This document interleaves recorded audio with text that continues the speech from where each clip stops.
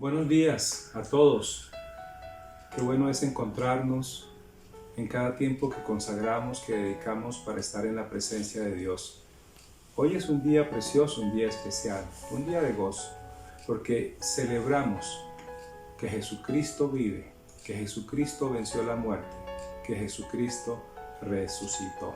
Y porque Él resucitó, nosotros también resucitaremos. Él es nuestra victoria y nuestra garantía.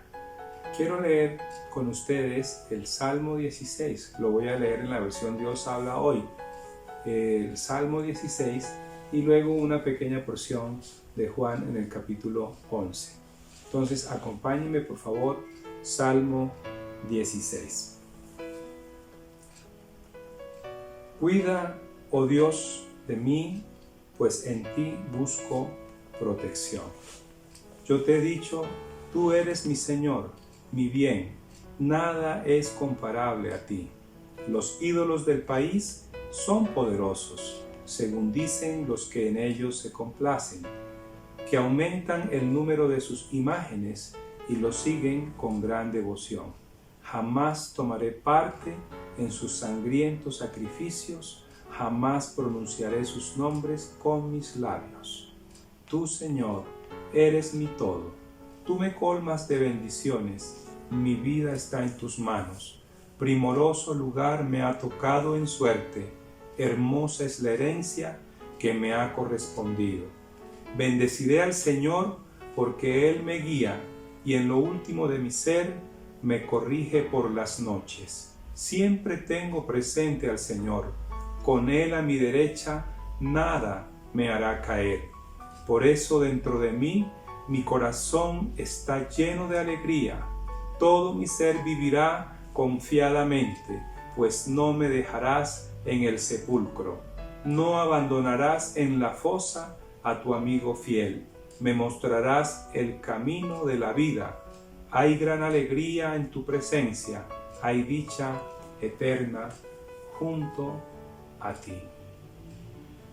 Cuando el Señor Jesús resucitó a Lázaro y Marta se acercó a él, Jesús le dijo, dice en este pasaje Juan capítulo 11, versículo 17 al 27, vino pues Jesús y halló que hacía ya 4 días que Lázaro estaba en el sepulcro.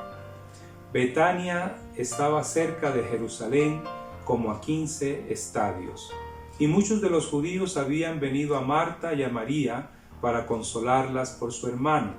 Entonces Marta, cuando oyó que Jesús venía, salió a encontrarle, pero María se quedó en casa.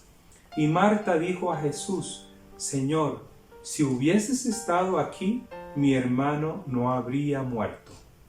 Mas también sé ahora que todo lo que pidas a Dios, Dios te lo dará. Jesús le dijo, tu hermano resucitará. Marta le dijo, yo sé que resucitará en la resurrección, en el día postrero. Le dijo Jesús, yo soy la resurrección y la vida. El que cree en mí, aunque esté muerto, vivirá. Y todo aquel que vive y cree en mí, no morirá eternamente. ¿Crees esto? Le dijo Marta, sí, Señor, yo he creído que tú eres el Cristo, el Hijo de Dios, que ha venido al mundo. Ruego al Señor en esta mañana que tú también creas que Jesús es el Hijo de Dios, que murió por tus pecados, y que si crees en esto, si crees que el Padre le levantó de entre los muertos, tú también tendrás vida eterna. Vamos a orar. Señor, qué dicha, qué gozo haber creído en tu nombre. Que enviaste a tu Hijo amado Jesucristo a morir por nuestros pecados, que resucitaste Jesús al tercer día de entre los muertos, y que hubo muchos testigos de esto, que tú resucitaste, que tú venciste la muerte. Y nosotros creemos que así como tú resucitaste, también nosotros resucitaremos. En tu nombre hay vida eterna. Yo te ruego, Señor, por los que aún no te conocen, porque lleguen a confiar en ti, porque lleguen a confiar en tu nombre, a entregar sus vidas a ti, para que tú, oh Dios, y tu amado Hijo Jesucristo, seas el Señor y Salvador de todo hombre, Señor, de toda mujer, de toda persona. Te necesitamos, Señor, y te ruego que este sea un día de victoria, un día en que los que escuchan el mensaje de salvación lo reciban y reciban esa vida eterna. Yo te lo pido en el nombre de Jesús. Amén. Amén.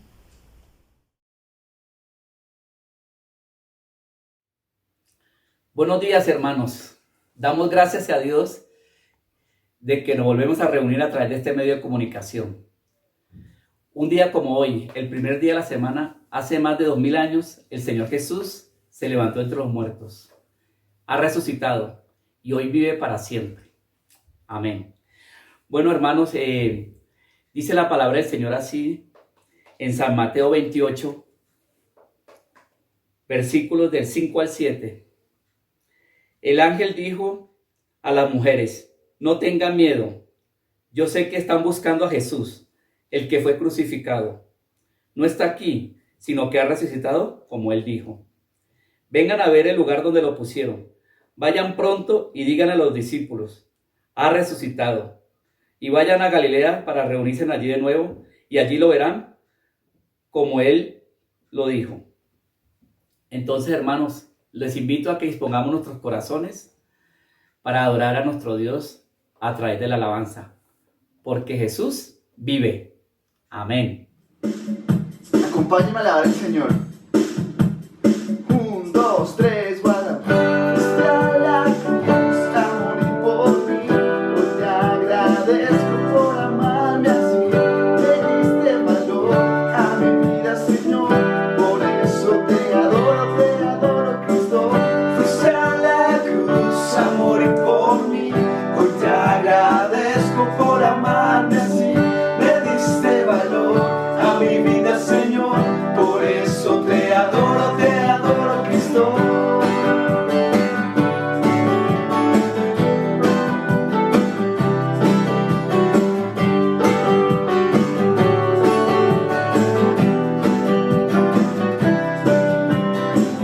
Te amo, Jesús, me salvaste tú a mí.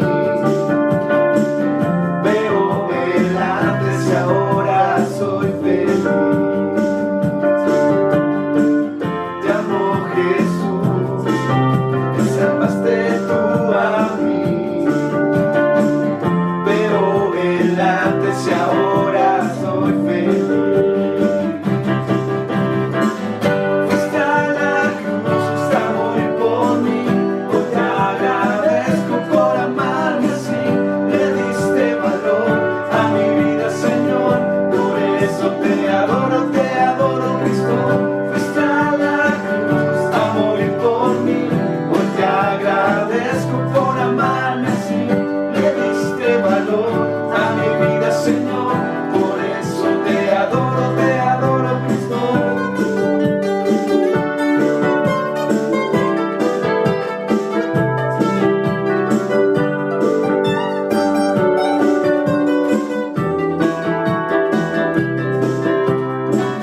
Fuiste a la cruz a morir por mí. Hoy te agradezco por amarme así. Le diste valor a mi vida, Señor. Por eso te adoro, Cristo. Fuiste a la cruz a morir por mí. Hoy te agradezco por amarme así. Le diste valor a mi vida, Señor. Por eso te adoro, Cristo. Celebrad a Cristo, celebrad.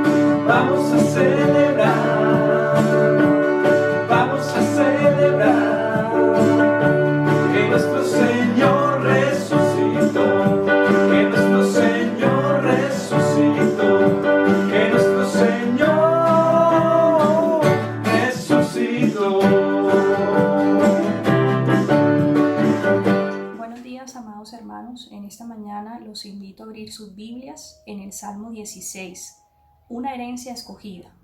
Guárdame, oh Dios, porque en ti he confiado. Oh alma mía, dijiste a Jehová, tú eres mi Señor, no hay para mí bien fuera de ti. Para los santos que están en la tierra, y para los íntegros es toda mi complacencia. Se multiplicarán los dolores de aquellos que sirven diligentes a otro Dios. No ofreceré yo sus libaciones de sangre, ni en mis labios tomaré sus nombres. Jehová es la porción de mi herencia y de mi copa. Tú sustentas mi suerte. Las cuerdas me cayeron en lugares deleitosos, y es hermosa la heredad que me ha tocado. Bendeciré a Jehová que me aconseja. Aún en las noches me enseña mi conciencia. A Jehová he puesto siempre delante de mí, porque esta está mi diestra, no seré conmovido. Se alegró por tonto mi corazón, y se gozó mi alma. Mi carne también reposará confiadamente, porque no dejarás mi alma en el Seol, ni permitirás que tu santo vea corrupción. Me mostrarás la senda de la vida, y en tu presencia hay plenitud de gozo, delicias a tu diestra para siempre. En esta mañana los invito a orar y a deleitarnos en esta palabra. Padre, te damos gracias, Señor, porque somos tu heredad, Señor, porque podemos deleitarnos, Señor, en tu presencia, donde encontramos plenitud de gozo, porque en este tiempo, Señor, donde el mundo, Señor, no encuentra paz, nosotros podemos estar confiadamente en tu presencia, encontrar esa paz que sobrepasa todo entendimiento, Señor, y llenarnos del gozo, Señor, del gozo de tu presencia. Te damos gracias, Señor, por bendecirnos, por amarnos, por sellarnos con tu preciosa sangre, por haber muerto en esa cruz, Señor, y haber resucitado para darnos vida eterna. Gracias, Señor, te adoramos y te alabamos en el nombre poderoso de Jesús. Amén.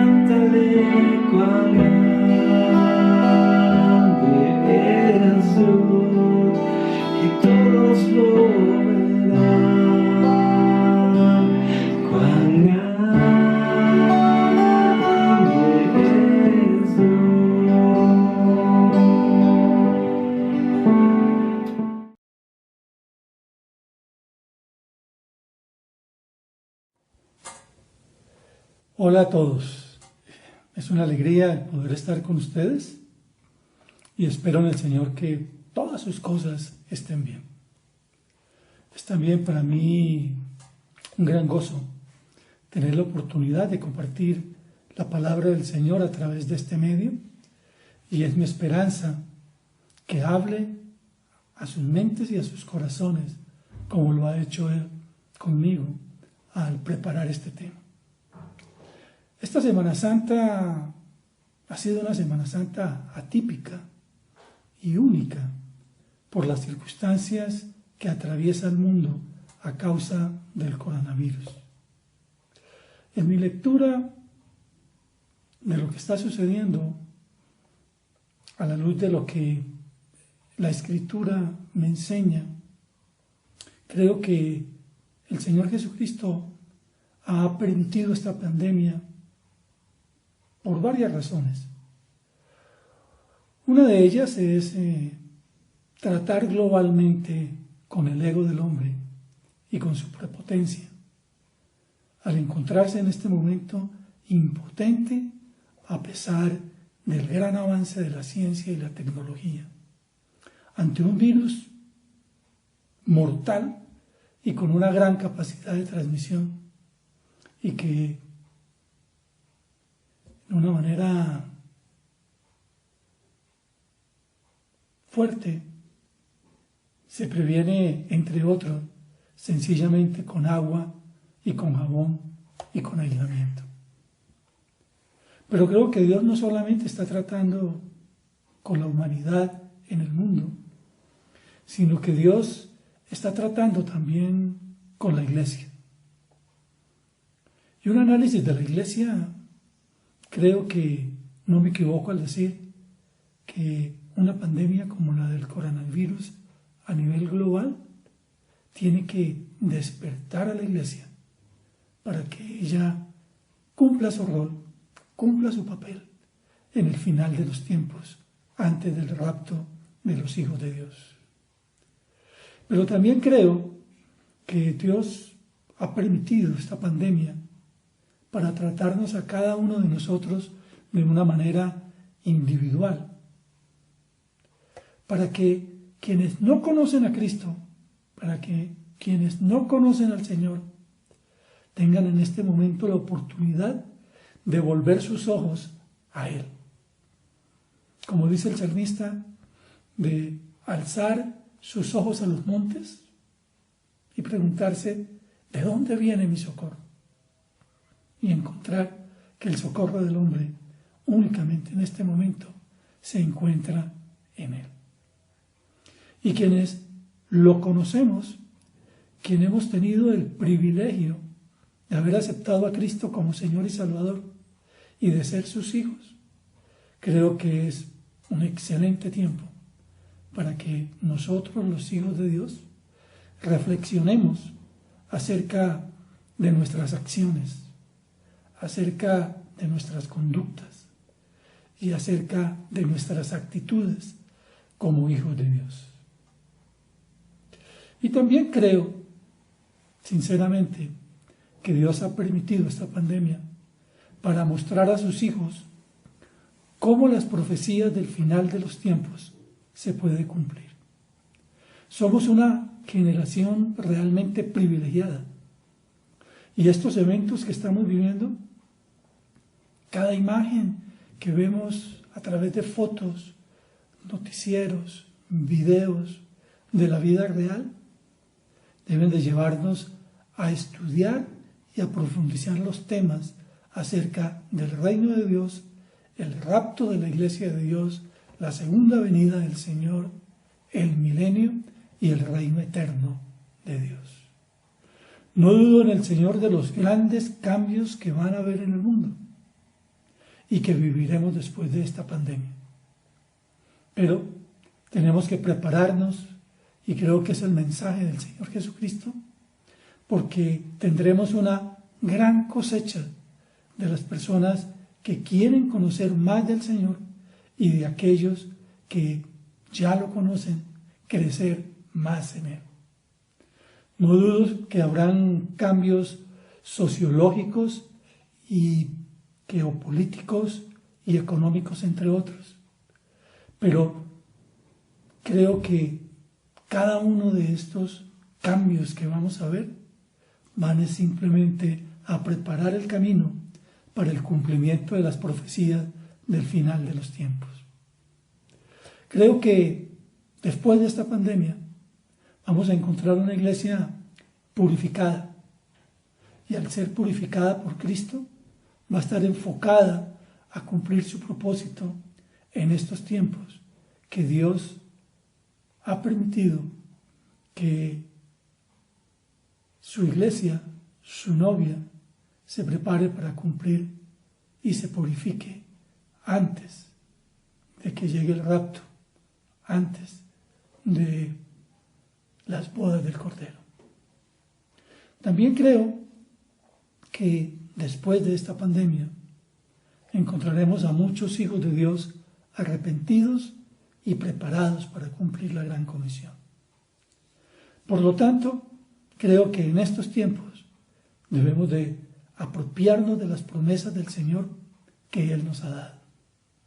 Creo que es el momento de estar seguros de que todas las cosas nos ayudan a bien, de que el Señor va a cumplir su propósito en mí, que nada ni nadie nos podrá arrebatar de la mano y del amor de Dios, y que nunca, nunca Él nos va a dejar y Él nunca nos va a desamparar.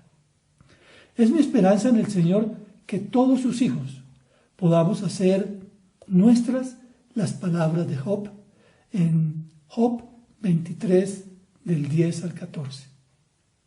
Lo voy a leer en la Nueva Versión Internacional, Job 23 del 10 al 14. Él, en cambio, conoce mis caminos. Si me pusiera a prueba, saldría yo puro como el oro. En sus sendas he afirmado mis pies. He seguido su camino sin desviarme. No me he apartado de los mandamientos de sus labios. En lo más profundo de mi ser he atesorado las palabras de su boca. Pero Él es soberano. ¿Quién puede hacerlo desistir? Lo que Él quiere hacer, lo hace. Hará conmigo lo que ha determinado. Todo lo que tiene pensado, lo realizará. Para iniciar la enseñanza del día de hoy sobre la resurrección del Señor Jesucristo, yo quiero invitarlos que ustedes en casa busquen el video, la película de Mel Gibson sobre la pasión de Cristo. Si por algún motivo no la tienen, no la consiguen, en YouTube ustedes pueden conseguir un corto video que nos habla de la muerte y resurrección del Señor Jesucristo. La muerte y resurrección de Jesucristo que acabamos de celebrar en la pasada Semana Santa.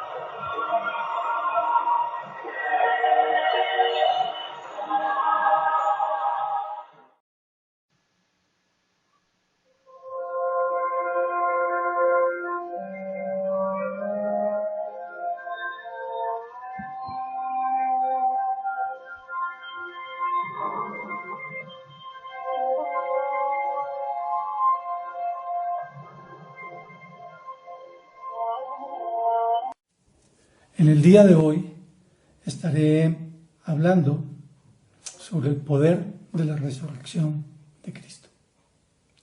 Sobre este tema quiero que estemos pensando en dos conceptos extractados de la Biblia. El primero de ellos, si no hay resurrección, no hay cristianismo. Y voy a invitarlos que abran sus Biblias en el Salmo 16, 10. Si no hay resurrección, no hay cristianismo.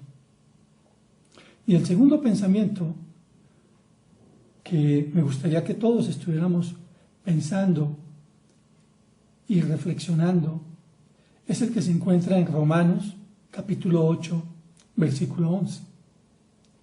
Y me gustaría leerlo de la Nueva Versión Internacional. Y si el espíritu de aquel que levantó a Jesús y de entre los muertos vive en ustedes, el mismo que levantó a Cristo de entre los muertos, también dará vida a sus cuerpos mortales por medio de su espíritu que vive en ustedes. Tremendo pasaje. hemos pensado y somos conscientes que el Espíritu de aquel que levantó a Jesús entre los muertos, el Espíritu Santo, vive en nosotros. Si el Espíritu de Dios vive en nosotros, podemos exclamar lo mismo que el apóstol Pablo: si Dios está conmigo, ¿quién contra mí? La resurrección de Jesucristo, 3 días después de su muerte, nos desafía a reflexionar y a preguntarnos: ¿puede un hombre muerto volver a vivir? ¿Cómo saber si es cierto que Jesucristo se levantó de entre los muertos? Y la pregunta más importante para cada uno de nosotros es: ¿creo en la resurrección de Jesucristo? Tus respuestas a estas preguntas son esenciales para tu vida. En mi caso, sé y creo que Jesucristo resucitó, y son parte de mi respuesta a la pregunta: ¿por qué soy cristiano? Y en mi experiencia personal, solamente cuando comprendí el verdadero significado de la muerte del Señor Jesucristo y verifiqué las evidencias de su resurrección, rendí mi vida a su señorío. La pregunta que te hago en este momento es: ¿por qué eres tú cristiano? Bien, vayamos entonces al Salmo 16:10 de la Nueva Versión Internacional. Dice el salmista: no dejarás que mi vida termine en el sepulcro, no permitirás que sufra corrupción tu siervo fiel. Voy a invitarlos a que me acompañen a orar. Padre, te agradecemos por tu palabra. Que esta palabra dé una resurrección a nuestro entendimiento y a nuestro corazón, para que seamos capaces de recibir tu revelación.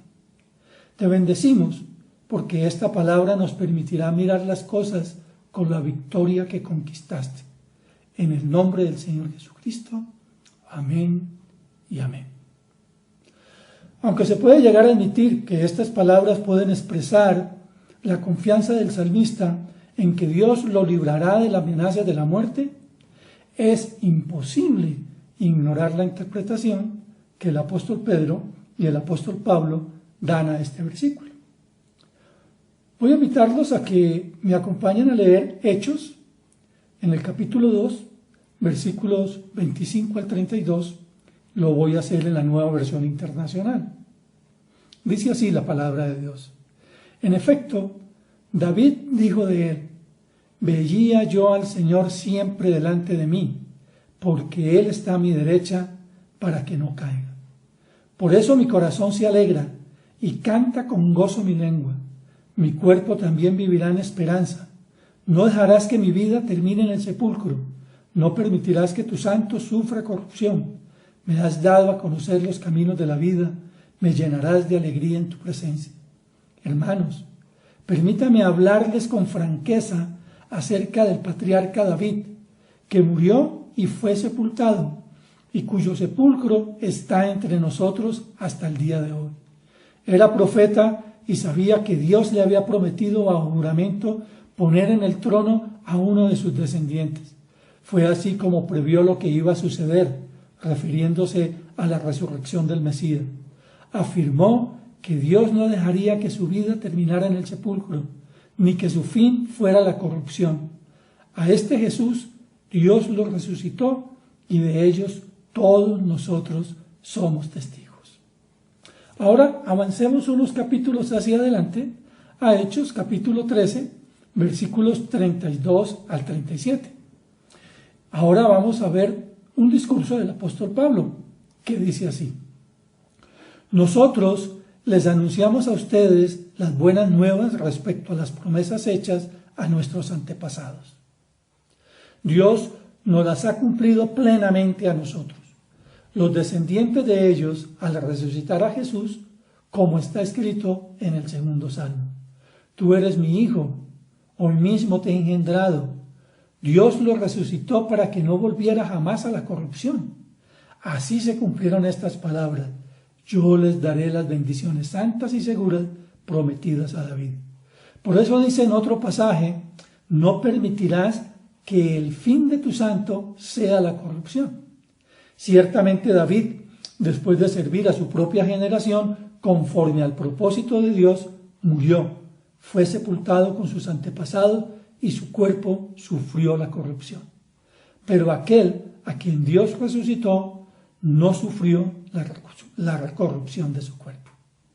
Vemos entonces que tanto el apóstol Pedro como el apóstol Pablo usan el Salmo 16 para referirse a la resurrección de Jesús y del creyente. Veamos ahora lo que dice un estudioso de este tema, Josh McDowell, quien escribió un excelente libro que se llama Evidencias que exigen un veredicto.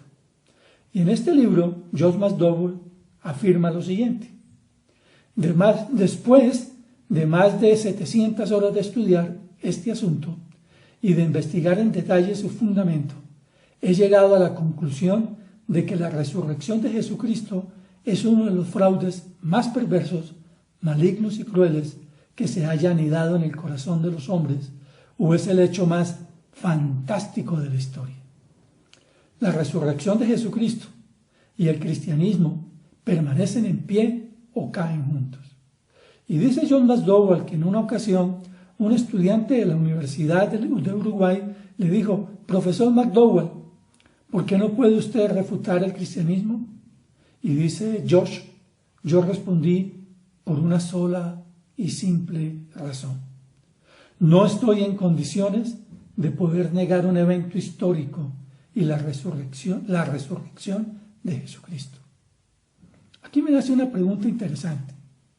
Si alguien nos hace esta pregunta, ¿por qué no puede usted refutar el cristianismo?, ¿cuál sería nuestra respuesta? Si alguien nos hace esta pregunta, ¿qué responderíamos?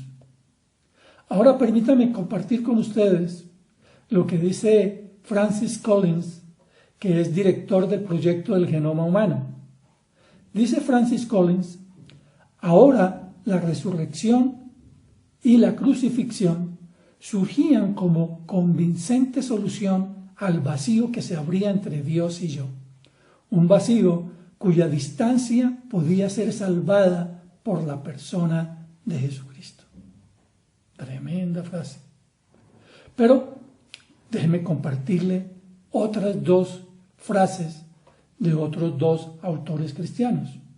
Uno de ellos, Lee Strobel, que es máster en leyes de la Universidad de Yale y autor de muchos libros cristianos, generalmente con una línea apologética, como por ejemplo el caso de la resurrección. En uno de estos libros dice Lee Strobel: esto es lo que hace el verdadero y resucitado Jesús. Tony Campolo, que es pastor y sociólogo, dice lo siguiente en un libro que se llama Hoy es viernes, pero el domingo viene. Sí, el Señor Jesucristo murió en la cruz un viernes, pero el día domingo, gloria a Dios, Él resucitó. Hoy es viernes, pero el domingo viene. Ahora veamos qué dice el apóstol Pablo acerca de esta pregunta.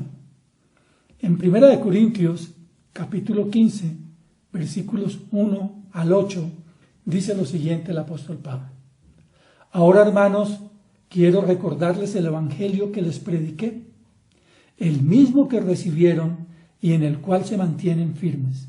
Mediante este evangelio son salvos, si se aferran a la palabra que les prediqué. De otro modo, habrán creído en vano, porque ante todo les transmití a ustedes lo que yo mismo recibí: que Cristo murió por nuestros pecados según las Escrituras, que fue sepultado, que resucitó al tercer día según las Escrituras, y que se apareció a Cefas, y luego a los 12. Después se apareció a más de 500 hermanos, a la vez, la mayoría de las cuales vive todavía, aunque algunos han muerto. Y luego se apareció a Jacobo, más tarde a todos los apóstoles, y por último, como a uno nacido fuera de tiempo, se me apareció a mí. Veamos entonces cómo describe el apóstol Pablo su respuesta acerca de la resurrección del Señor Jesucristo. Elementos claves que valen la pena profundizar. En primer lugar encontramos que mediante el Evangelio somos salvos. El segundo énfasis que él hace es que Cristo murió. Y es importante hacer este énfasis, porque más tarde, cuando hablemos de el hecho de la resurrección, tendremos que nuevamente tocar este tema de que evidentemente el Señor Jesucristo murió en la cruz. Cristo murió por nuestros pecados según las Escrituras y fue sepultado y resucitó al tercer día según las Escrituras. Vemos entonces que en la respuesta de Pablo, Jesús tiene fundamentalmente tres credenciales básicas. Una, el impacto de su vida en la historia. Fue tal su impacto en la historia que hoy en día hablamos de antes de Cristo y después de Cristo. Partió la historia de la humanidad en dos. En segundo lugar, el énfasis que hace el apóstol Pablo acerca de que Cristo murió y que Cristo resucitó según las Escrituras. En otras palabras, la profecía fue cumplida en la vida del Señor Jesucristo. Y en tercer lugar, como un derivado de este punto anterior, la resurrección fue profetizada desde el Antiguo Testamento y por él mismo, como veremos y estudiaremos más tarde. Entonces, tendríamos que decir que la resurrección del Señor Jesucristo la podemos analizar desde diferentes puntos de vista, como por ejemplo, podemos mirarla desde una perspectiva doctrinal, podemos verla desde una perspectiva teológica, también podemos verla desde un punto de vista histórico, pero independiente de cómo la estudiemos, el apóstol Pablo es conclusivo sobre el tema. Y por eso dice en 1 Corintios, capítulo 15, versículo 14, y si Jesucristo no resucitó, vana es entonces nuestra predicación, y vana es también vuestra fe. Entonces, tendríamos que decir, junto con John McDowell, el cristianismo permanece en pie o cae con la resurrección. Quisiera ahora abrir un primer capítulo que he titulado La resurrección es la única explicación razonable. ¿De qué cosas la resurrección es la única explicación razonable? En primer lugar, del principio de la Iglesia cristiana. Un fundamento básico para el establecimiento de la Iglesia fue la predicación de la resurrección de Cristo.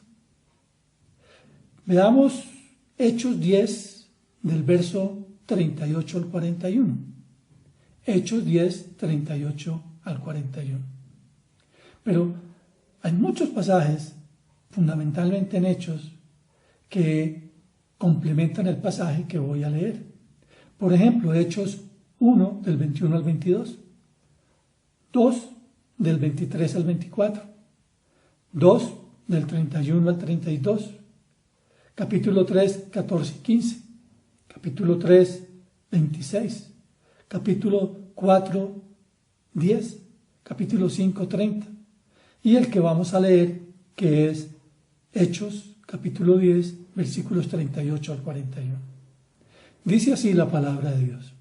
Me refiero a Jesús de Nazaret, cómo lo ungió Dios con el Espíritu Santo y con poder, y cómo anduvo haciendo el bien y sanando a todos los que estaban oprimidos por el diablo, porque Dios estaba con él. Nosotros somos testigos de todo lo que hizo en la tierra de los judíos y en Jerusalén. Lo mataron colgándolo de un madero, pero Dios lo resucitó al tercer día y dispuso que se apareciera no a todo el pueblo, sino a nosotros, testigos previamente escogidos por Dios, que comimos y bebimos con Él después de su resurrección.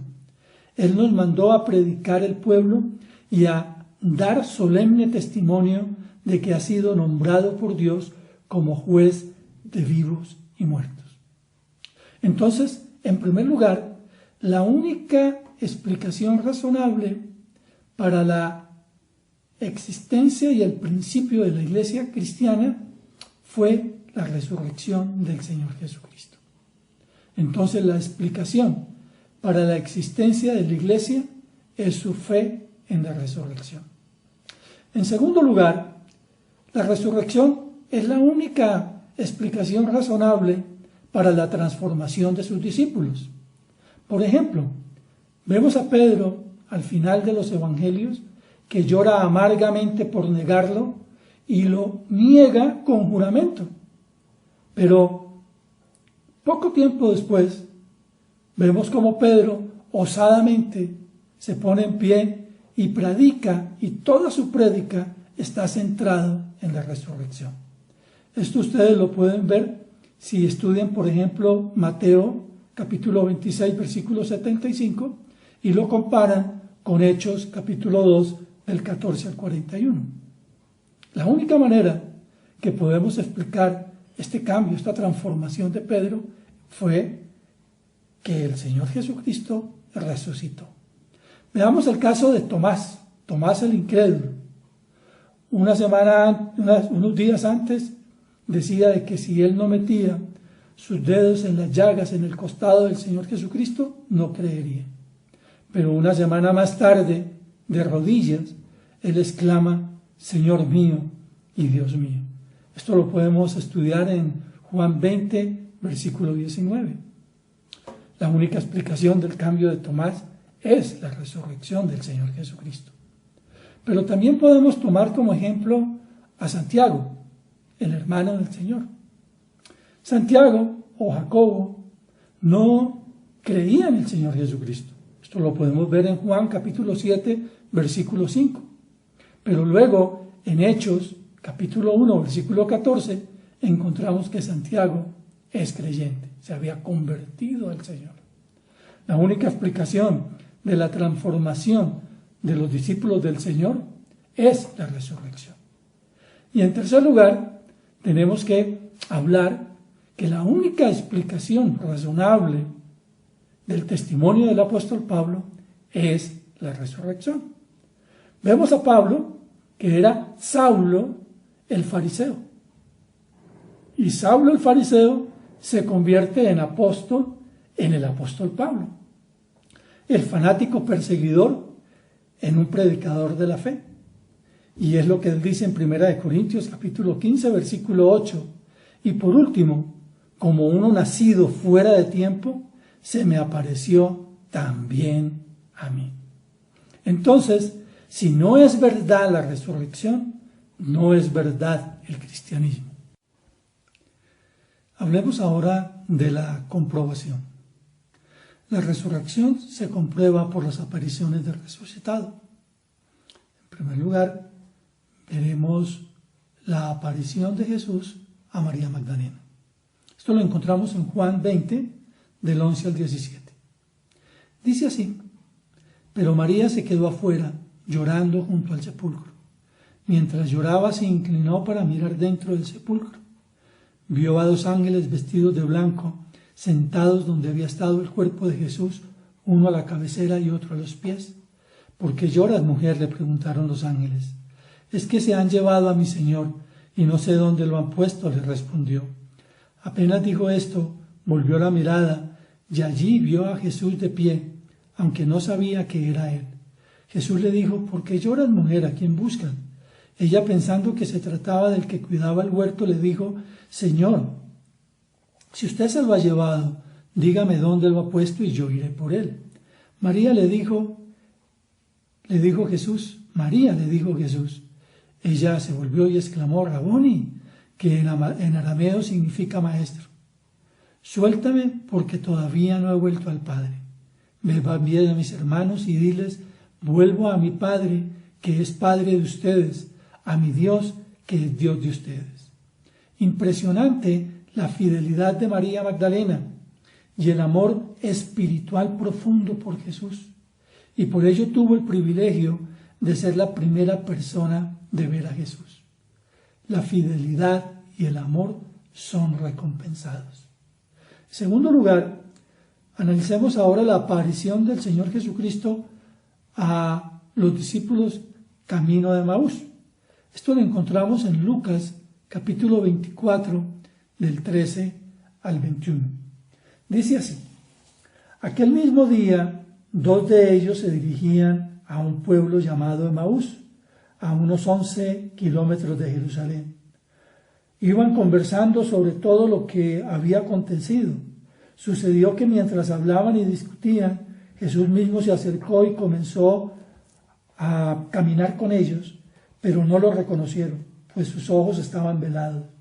¿Qué vienen discutiendo por el camino?, les preguntó. Se detuvieron cabizbajos y uno de ellos, llamado Cleofás, le dijo: ¿eres tú el único peregrino en Jerusalén que no se ha enterado de todo lo que ha pasado recientemente? ¿Qué es lo que ha pasado?, les preguntó. Lo de Jesús de Nazaret.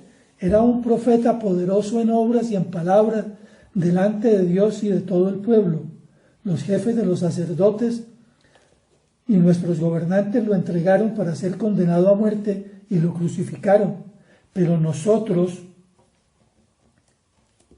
abrigábamos la esperanza de que era Él quien redimiría a Israel. Es más, ya hace 3 días que sucedió todo esto. También algunas mujeres de nuestro grupo nos dejaron asombrados. Esta mañana muy temprano fueron al sepulcro, pero no hallaron su cuerpo. Cuando volvieron, nos contaron que se les había aparecido unos ángeles quienes le dijeron que él estaba vivo. Algunos de nuestros compañeros fueron después del sepulcro y lo encontraron tal como habían dicho las mujeres, pero él no lo vieron. ¡Qué torpes ustedes!, les dijo Jesús. Y qué tardo de corazón para creer todo lo que han dicho los profetas. ¿Acaso no tenía que sufrir el Cristo estas cosas antes de entrar en su gloria? Entonces, comenzando por Moisés y todos los profetas, les explicó lo que se refería a él en todas las Escrituras. A veces vamos con un amigo por el camino de la vida, contándonos historias, contándonos proezas, contándonos calamidades y tragedias, y no nos damos cuenta que el Señor siempre va con nosotros a todas partes. El Señor siempre está a mi lado. En tercer lugar, analicemos la aparición del Señor Jesucristo a los discípulos. Esto lo encontramos en Lucas capítulo 24, 36 al 43. Todavía estaban ellos hablando acerca de esto, cuando Jesús mismo se puso en medio de ellos y les dijo: paz a ustedes. Aterrorizados, creyeron que veían a un espíritu. ¿Por qué se asustan tanto?, les preguntó. ¿Por qué les vienen dudas? Miren mis manos y mis pies, soy yo mismo. Tóquenme y vean. Un espíritu no tiene carnes y huesos, ¿cómo ven que lo tengo yo? Dicho esto, les mostró las manos y los pies. Como ellos no acababan de creerlo a causa de la alegría y del asombro, les preguntó: ¿tienen aquí algo de comer? Le dieron un pedazo de pescado asado, así que lo tomó y se lo comió delante de ellos. Luego le dijo: cuando todavía estaba yo con ustedes, les decía que tenía que cumplirse todo lo que está escrito acerca de mí en la ley de Moisés, en los profetas y en los salmos. Veamos que primero el Señor los saluda: Shalom, paz a ustedes. Aterrorizados, los discípulos se imaginan que ven un espíritu, un espanto, un fantasma. Pero no, tienen al Señor Jesucristo en carne y hueso, en un cuerpo físico, el que estaba al frente de ellos, porque la resurrección es real. La resurrección es material, es física. Y aquí les hace la prueba reina de la resurrección. Se come un viudo de pescado con ellos. Hasta donde conozco, los espíritus, los fantasmas, no comen viudo de pescado. El Señor estaba en carne y hueso.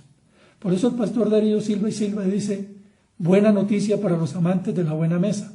Después de la resurrección hay comida. Aleluya. ¿Por qué? Porque la resurrección es real. En cuarto lugar, encontramos la resurrección a más de 500 creyentes. Primera de Corintios 15, versículo 6. Después se apareció a más de 500 hermanos a la vez, la mayoría de los cuales vive todavía, aunque algunos han muerto. El reto de Pablo, a algunos de esos 500 que vieron a Jesús resucitado, que lo tocaron, que estuvieron con él, que comieron con él, que están vivos, vayan y les preguntan a ellos a ver si yo los estoy engañando. Jesús estaba vivo. Entonces, la teoría de las invenciones, que los discípulos se lo inventaron, se cae de su propio peso. Tanto los apóstoles como los evangelistas y como la iglesia primitiva estaban totalmente convencidos que Jesús había resucitado. También la teoría de la alucinación, que opina que todas las apariciones de Cristo posterior de su resurrección fueron apariciones supuestas. Lo que sucedió realmente fue que la gente tuvo alucinaciones y por eso afirman que Jesucristo resucitó. Pero esta teoría no es plausible porque contradice las leyes y principios sobre los cuales deben conformarse en las visiones o como los principios que nos hablan acerca de las alucinaciones. ¿Qué dicen los psiquiatras? De acuerdo a los psiquiatras, generalmente solo cierta clase particular de personas tienen alucinaciones. Y las apariciones de Jesús no estuvieron restringidas a personas de una misma constitución psicológica especial. Las alucinaciones están ligadas en el subconsciente del individuo a sus experiencias particulares del pasado. Es totalmente imposible entonces que dos personas tuviesen la misma alucinación al mismo tiempo. Y las alucinaciones generalmente están restringidas al tiempo y lugar en que ocurren. Pero si analizamos la resurrección del Señor Jesucristo, vamos a considerar la gran variedad de tiempos y lugares. Por ejemplo, Mateo 28, del 9 al 10, encontramos que hay una temprana aparición a las mujeres. Mientras que en Lucas 24, del 13 al 33, como ya lo vimos, se aparece después de ello a los discípulos en el camino a Emaús. Y luego en Lucas capítulo 24, 34 y en Primera de Corintios 15, versículo 7, dice que a plena luz del día. Por lo tanto, todas estas teorías, todas estas hipótesis de la no resurrección de Jesucristo se caen por su propio peso. La misma Escritura, entonces, nos da la comprobación de la resurrección del Señor Jesucristo. Para concluir, vamos a leer Hechos, capítulo 1, versículos 10 y 11. Ellos se quedaron mirando fijamente al cielo mientras él se alejaba. De repente se le acercaron dos hombres vestidos de blanco que les dijeron: Galileos, ¿qué hacen aquí mirando al cielo? Este mismo Jesús que ha sido llevado de entre ustedes al cielo vendrá otra vez de la misma manera que lo han visto irse. Jesucristo resucitó para que nosotros también podamos resucitar. Si no hay resurrección, no hay cristianismo. Todos los reformadores religiosos murieron y no volvieron a la vida. Por ejemplo, Buda tiene su tumba en el Himalaya. Confucio fue incinerado y sus cenizas esparcidas en el río Amarillo. Zoroastro en el Cáucaso fue enterrado. Mahoma tiene una tumba en la Meca. Pero en Jerusalén hay una tumba vacía. El que fue puesta en ella resucitó. Está vivo. Está sentado a la diestra de Dios Padre y vendrá otra vez. Vendrá otra vez a juzgarnos a todos. Unámonos entonces a la enseñanza de John McDowell. Si no hay resurrección, no hay cristianismo. Si Jesucristo resucitó, yo resucitaré. Dios los bendiga. Chao.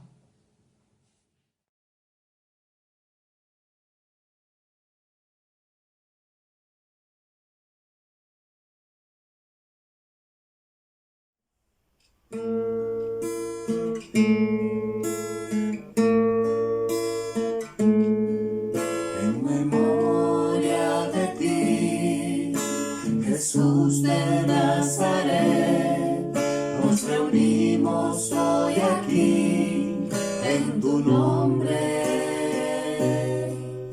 En memoria de ti, porque es tu voluntad que en la copa y el pan te contemplemos, Señor, en memoria de ti, Cordero de Dios, que su iglesia lavó con su sangre en la cruz, reconciliados por ti ante el Padre de luz.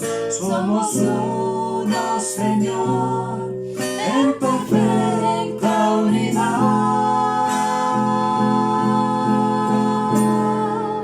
Bendito seas, Señor Jesús, exaltado sea tu nombre. Tu valor silencioso, tu amor victorioso, anunciaremos hasta que vuelvas. Bendito seas, Señor Jesús, exaltado sea tu nombre. Tu valor silencioso, tu amor victorioso, anunciaremos hasta que vuelvas, Señor, Señor.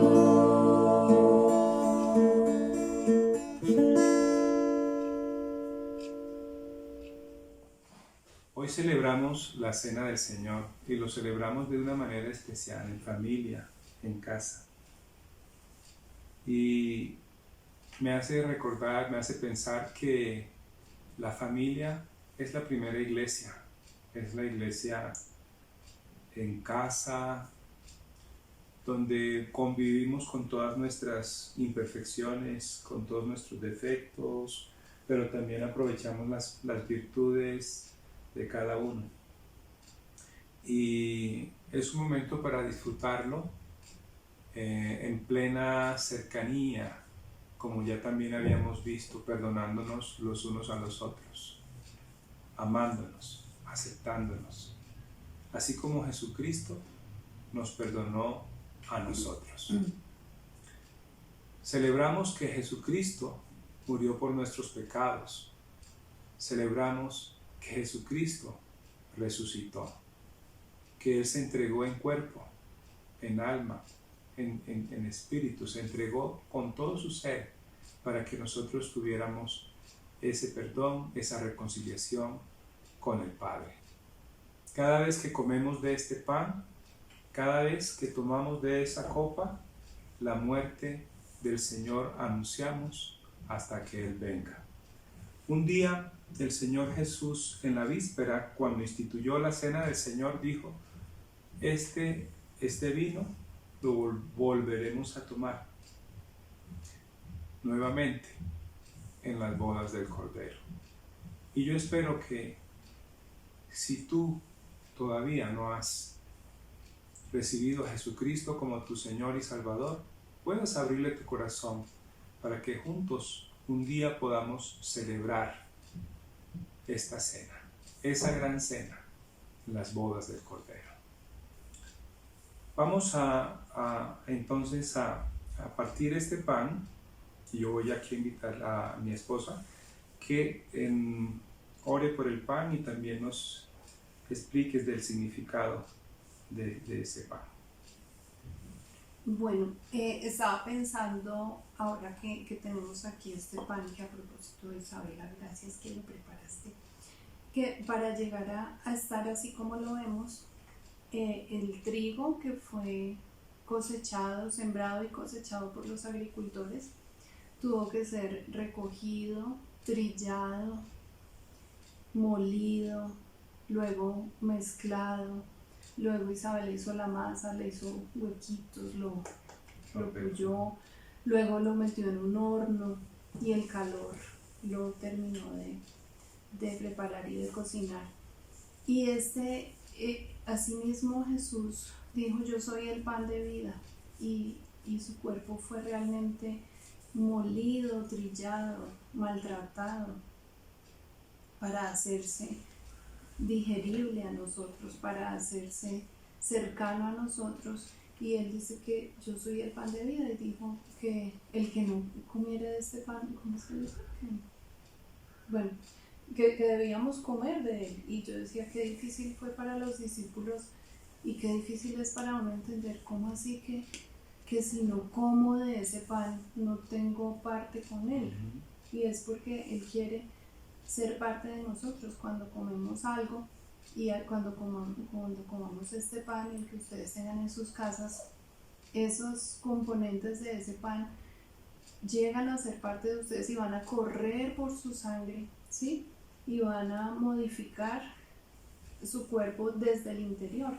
Y así el pan de vida, el pan de nuestro Señor Jesucristo, debe ser parte interior de nosotros y cambiarnos desde el interior. Entonces, pues es algo que pienso cuando doy gracias al Señor, porque Él permitió que su cuerpo fuera molido por nuestros pecados, y es lo que recordamos hoy en esta Semana Santa, en esta Pascua. Oramos. Amado Señor, Padre nuestro, te damos gracias por haber enviado a tu Hijo Jesucristo, y porque en tu santa voluntad y aún por tu gran amor permitiste, Señor, que Él sufriera y que su cuerpo fuera maltratado, perforado, molido, Señor, por nuestros pecados, porque el castigo que merecíamos nosotros cayó sobre Jesucristo. Ese castigo nos correspondía a nosotros, y nuestro Señor Jesucristo, que fue inocente y nunca tuvo pecado, pagó ese precio con su sangre. Y te pedimos, Señor, que en esta mañana, Señor, que en este tiempo nos hagas dignos de participar de tu mesa, Señor, de ser uno contigo, Señor, tomando este pan que significa tu cuerpo. En el nombre de Cristo Jesús, nuestro Señor, te damos gracias por este pan. Amén. Y también celebramos que esa muerte del Señor Jesús, su cuerpo fue molido, pero también su sangre fue derramada. Y le voy a pedir el favor a Caris que nos guíe también en este tiempo, orando también por esa copa. Bueno, primero que todo, el Señor tomó su copa y dijo que esta es mi sangre del nuevo pacto, que fue derramada para el perdón de nuestros pecados, del perdón de mi pecado, y decía: bebed de ella. Cuando bebemos de la copa, en mi caso recuerdo que el Señor derramó su sangre por el perdón de mis pecados, y eso no es para nada fácil pensar en eso, pero es una paz y una alegría saber que alguien derramó algo así, la sangre de algo tan importante por mí, alguien pecadora, y por todos nosotros. Entonces, gracias, Señor, por todo lo que tú hiciste en esa cruz. Sufriste tanto que nadie es capaz de describir todo eso.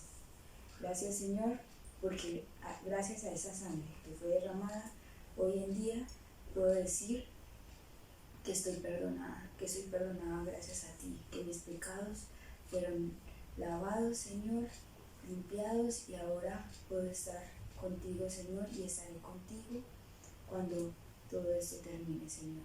Tú eres mi esperanza y mi paz, Señor. Gracias por tu sangre y por todo lo que hiciste por mí sin yo merecerlo. Amén. Amén.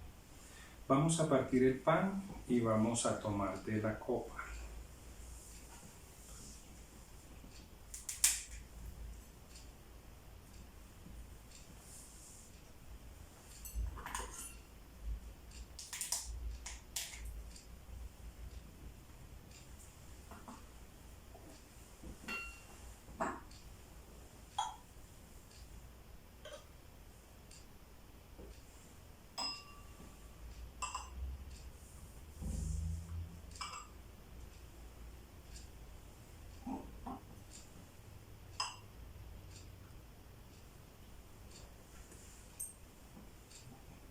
Y a Manti le toca después, que se va a bautizar pronto, y a Sara.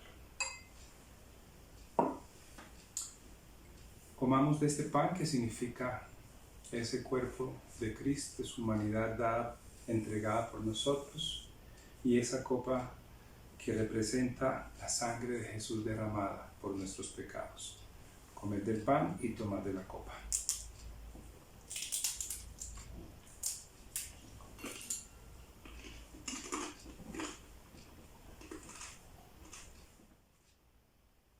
Gracias por habernos acompañado en este tiempo de celebración, en este tiempo de victoria, pues Cristo vive, Cristo resucitó, está sentado en lo alto, intercediendo por cada uno de nosotros para que nuestra fe no falte, y ha de venir muy pronto. Y como siempre nos despedimos diciendo que el Señor te bendiga y te guarde, que el Señor haga resplandecer su rostro sobre ti y siga llenándote de su paz. Que Dios les bendiga. Amén.